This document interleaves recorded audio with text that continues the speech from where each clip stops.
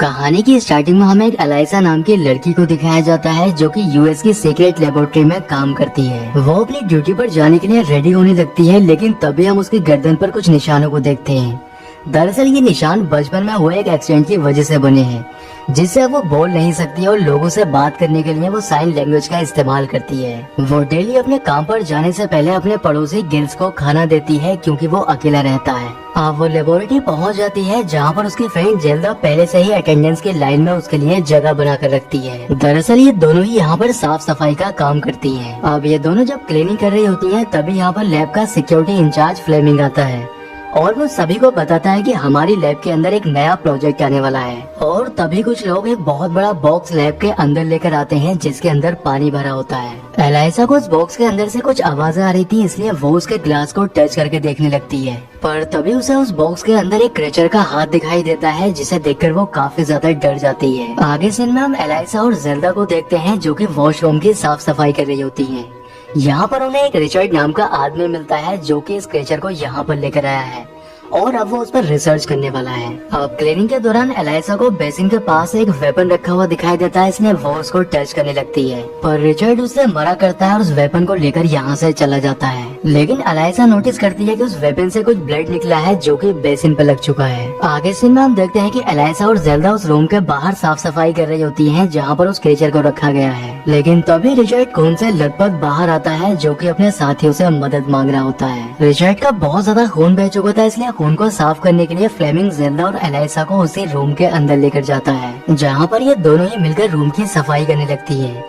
लेकिन सफाई के दौरान एलाइसा को रिचर्ड की कटी हुई उंगलियां मिलती हैं, जिनको उठाकर वो एक पेपर बैग में डाल देती है और जेल्दा ये बात फ्लेमिंग को बताने के लिए चली जाती है। एलाइसा जब रूम के अंदर अकेली होती है तभी उसकी नजर उस कांच के बॉक्स के ऊपर जाती है जिसके अंदर वही क्रीचर होता है। वो देखने में बिल्कुल इंसानों की तरह ही लग रहा था, जिसे देखकर एलाइसा काफी हैरान हो जाती है। यहाँ पर वो नोटिस करती है कि उसकी बॉडी के ऊपर एक जख्म का निशान है। ये देखकर वो समझ जाती है कि ये काम रिचर्ड ने ही किया है। अब एलाइसा घर आकर ये बात अपने पड़ोसी गिल्स को बताने लगती है, लेकिन वो उसकी बातों पर यकीन नहीं करता है कि आखिर कोई क्रीचर इंसानों की तरह कैसे हो सकता है। अगले दिन एलाइसा सभी से छुपकर उस क्रीचर के पास पहुंच जाती है, लेकिन वो क्रीचर पूल के अंदर छुपा होता है। पर एलाइसा उसके खाने के लिए जो एग लेकर गई थी वो एक स्पून से उस पर मारकर एक साउंड निकालने लगती है, जिसे सुनकर वो क्रीचर बाहर आ जाता है। एलाइसा उस एग को उस क्रीचर को देने लगती है, लेकिन वो क्रीचर कुछ आवाजें निकालने लगता है और उसे डरा देता है। लेकिन एलाइसा उस एग को पूल के पास रखकर उसे अपनी साइन लैंग्वेज में समझाने लगती है कि ये एग तुम्हारे लिए है, इसलिए तुम्हें इस एग को खा लेना चाहिए। तब वो क्रीचर उस एग को लेकर पानी में चला जाता है और एलाइसा बाहर आ जाती है।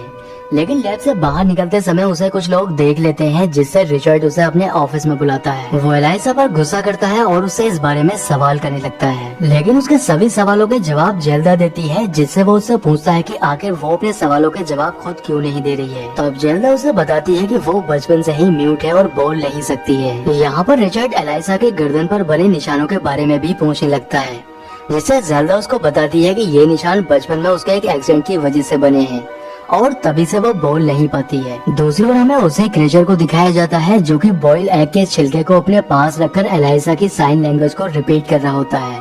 ये देखकर हमें पता चलता है कि वो उसको पसंद करने लगा है। अगले दिन एलाइसा फिर से उससे मिलने के लिए आती है और इस बार वो अपने साथ एक म्यूजिक इंस्ट्रूमेंट भी लेकर आई होती है। वो इस बार भी एक बॉइल एग को पूल के पास रख देती है और म्यूजिक ऑन कर देती है, जिसे सुनकर वो क्रीचर अपना हाथ पानी से बाहर निकालता है और उस एग को उठाकर ले जाता है। लेकिन एलाइसा जब म्यूजिक बंद कर देती है तब वो क्रीचर बाहर आता है और उससे म्यूजिक ऑन करने के लिए कहता है, इसलिए एलाइसा म्यूजिक ऑन कर देती है और ये दोनों ही साइन लैंग्वेज में एक दूसरे से बात करने लगते हैं। अगले दिन एलाइसा उस क्रीचर की लैब की सफाई कर रही होती है और सफाई करते समय वो उस क्रीचर से साइन लैंग्वेज में बात करने लगती है, लेकिन इनको बात करते हुआ एक डॉक्टर देख लेता है जिसका नाम होस्ट टेटलर है। दरअसल वो काम तो यूएस गवर्नमेंट के लिए करता है, लेकिन असल में वो एक रशियन जासूस है। अगले दिन एलाइसा फिर से उस क्रीचर से मिलने के लिए आती है, लेकिन वो इस बार भी पानी में होता है। लेकिन जब वो पानी से बाहर आता है तब काफी जख्मी हालत में था। ये देखकर एलाइसा बहुत परेशान हो जाती है। अब तभी उसे किसी के अंदर आने की आहट होती है, इसलिए वो लैब के अंदर ही छुप जाती है। यहाँ पर वो देखती है कि रिचर्ड अंदर आता है और उस क्रीचर को बुरी तरह से टॉर्चर करने लगता है। अब थोड़ी देर के बाद यहाँ पर जनरल हॉल्ट भी आ जाता है और वो रिचर्ड से उस क्रीचर की हिस्ट्री के बारे में पूछने लगता है। तब वो उसको बताता है कि ये क्रीचर हमें अमेजन के जंगलों से मिला है, जहाँ पर रहने वाले लोग इनको अपना भगवान मानते हैं और इनकी प्रेयर की जाती है। यहाँ पर होस्ट टाइटलर एलाइसा को छुपा हुआ देख लेता है, लेकिन वो इस बात को किसी को भी नहीं बताता है। अब जाने से पहले जनरल हॉइट रिचर्ड से कहता है कि तुम्हें अपनी रिसर्च को इस क्रिएचर के ऊपर जल्द ही कंप्लीट करना होगा, क्योंकि रशिया भी इस प्रोजेक्ट पर काम कर रहा है और मैं नहीं चाहता कि रशिया यूएस से पहले अपनी इस रिसर्च को कंप्लीट करे। एलाइसा ये सब सुनकर काफी ज्यादा परेशान हो जाती है, इसलिए वो अपने पड़ोसी गिल्स के पास जाकर उससे मदद मांगती है, जिससे वो इस क्रिएचर को इस लैब से बाहर निकाल सके। लेकिन वो उसकी मदद करने से मना कर देता है, क्योंकि उस क्रिएचर को लैब से बाहर निकालना कोई आसान काम नहीं है। और एलाइसा जब उदास हो जाती है तब वो उसकी मदद करने के लिए तैयार हो जाता है, क्योंकि वो एलाइसा को भी उदास नहीं देख सकता है। दूसरी ओर हमें होस्ट टाइटलर को दिखाया जाता है, जो कि अपने रशियन बॉस के साथ होता है।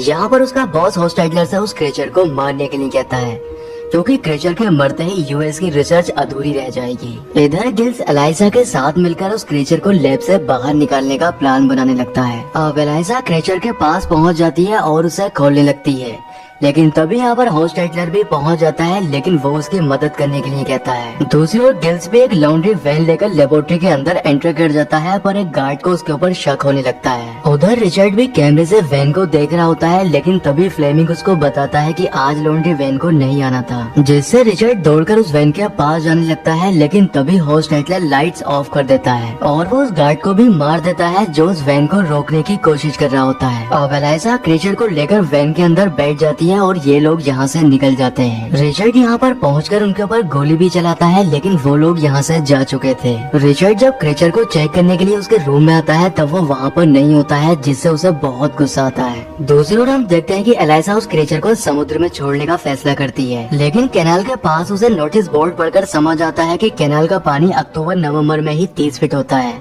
जिससे तभी कैनाल के गेट समुद्र की ओर खोले जाते हैं।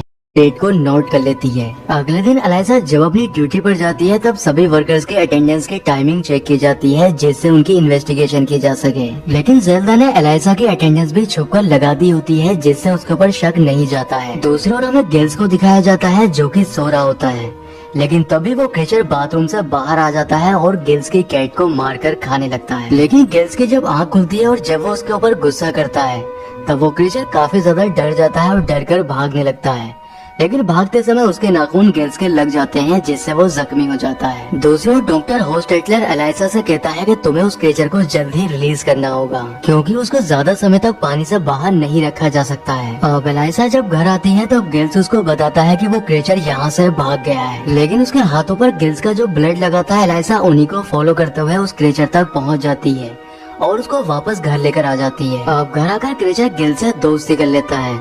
वो उसके सर पर प्यार से अपना हाथ रखता है और उसके जख्म के ऊपर भी अपना हाथ फेरने लगता है। अगले दिन गिल्स जब अपने जख्म को चेक करता है तब उसका जख्म पूरी तरह से गायब होता है और उसके सर पर भी बाल आ चुके थे। अब जैसे जैसे समय गुजरता है, एलाइसा और वो क्रिएचर दोनों ही एक दूसरे को पसंद करने लगे थे, लेकिन पानी से ज्यादा समय तक बाहर रहने पर क्रिएचर की तबीयत बिगड़ने लगती है। इसलिए एक दिन एलाइसा बाथरूम के सभी होल्स बंद करके उसमें पानी भरने लगती है और यहाँ पर ये दोनों एक दूसरे के करीब भी आ जाते हैं। लेकिन बिल्डिंग पुरानी होने की वजह से नीचे के फ्लैट में पानी लीक करने लगता है, जिससे वहाँ से कंप्लेन आने लगती है। अब गिल्स जैसे ही बाथरूम का दरवाजा खोलता है, वो दोनों ही एक दूसरे के साथ रिलेशन बना रहे होते हैं।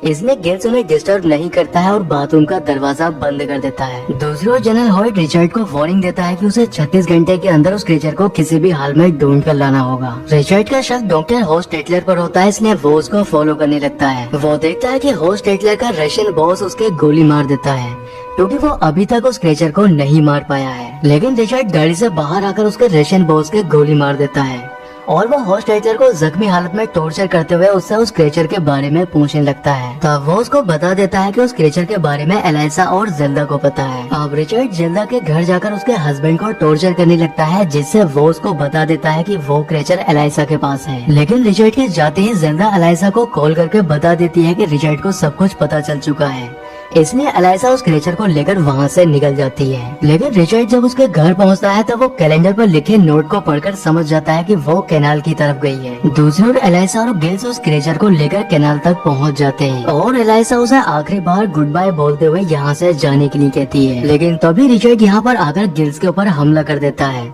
इसके साथ ही वो एलाइसा और उस क्रिएचर के गोली मार देता है, पर तभी गिल्स एक भारी चीज से उसके ऊपर हमला करता है, जिससे रिचर्ड वहीं पर गिर जाता है। अब वो क्रिएचर उठकर उठकर खड़ा हो जाता है और वह जैसे ही अपने जख्म के ऊपर हाथ फेरता है उसका जख्म पूरी तरह से ठीक हो जाता है और वो रिचर्ड के पास आकर उसकी गर्दन काट देता है, जिससे उसकी मौत हो जाती है। गोली लगने से एलाइजा की मौत हो चुकी थी, इसलिए वो क्रेचर एलाइजा को भी अपने साथ लेकर पानी में कूद जाता है। पानी के अंदर जाकर वो उसके चारों तरफ चक्कर लगाने लगता है और जैसे ही वो उसके गर्दन पर बने निशानों को टच करता है, एलाइजा जिंदा हो जाती है और उसके गर्दन पर बने निशानों में अजीब सी हलचल होने लगती है, जिससे उसकी वॉइस भी वापस आ जाती है और इसी सीन के साथ मूवी का एंड हो जाता है।